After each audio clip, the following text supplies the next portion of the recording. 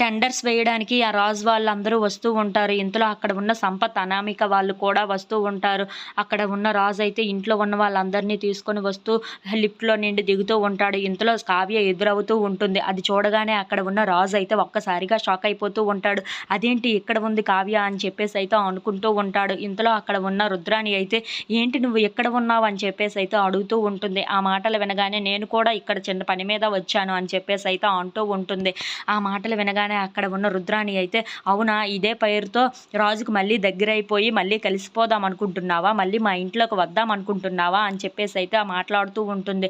ఆ మాటలు వినగానే అక్కడ ఉన్న కావ్య అయితే చాలా కోపంగా మీలాంటి వాళ్ళు ఉంటుండగా నేను ఆ ఇంటికి ఎలా రాగలను, కాపురాలను కూల్చేసే మనుషులు కదా మీరు, అలాంటి వాళ్ళు ఉంటుండగా ఆయన నన్ను తీసుకొని వెళ్తారా చెప్పండి, మీరు ఉన్నంత వరకు నన్ను అక్కడికి తీసుకొని రారు అని చెప్పేసి అయితే అంటూ ఉంటుంది.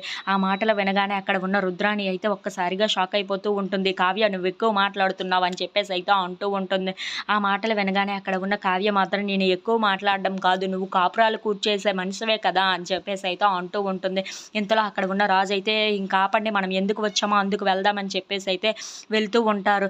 ఇంతలో సంపత్ ఎదురవుతూ అక్కడ ఉన్న రాజుని చూసి ఇన్నాళ్ళు మీ కంపెనీ మా కంపెనీకి అడ్డుగా ఉండేది, ఇప్పుడు ఈ ఎక్స్పెరిమెంట్తో నా కంపెనీ ఎక్కడికో వెళ్ళిపోతుంది రాజు, ఇప్పుడు నా కంపెనీ నీకు అడ్డుగా మారబోతుంది, అది గుర్తుపెట్టుకో అని చెప్పేసి అయితే అంటూ ఉంటాడు. ఆ మాటలు వినగానే అక్కడ ఉన్న రాజు అయితే తనని అలా చూస్తూ ఉండిపోతాడు. ఇంతలో అక్కడ ఉన్న సంపత్ మాత్రం ఇప్పుడు నా టాలెంట్ ఏంటో నువ్వే చూస్తావు కదా, ఈ ఈ దెబ్బతో నువ్వు కోలుకోలేవు అని చెప్పేసి అయితే అంటూ ఉంటాడు. If you like this video please like, share and subscribe.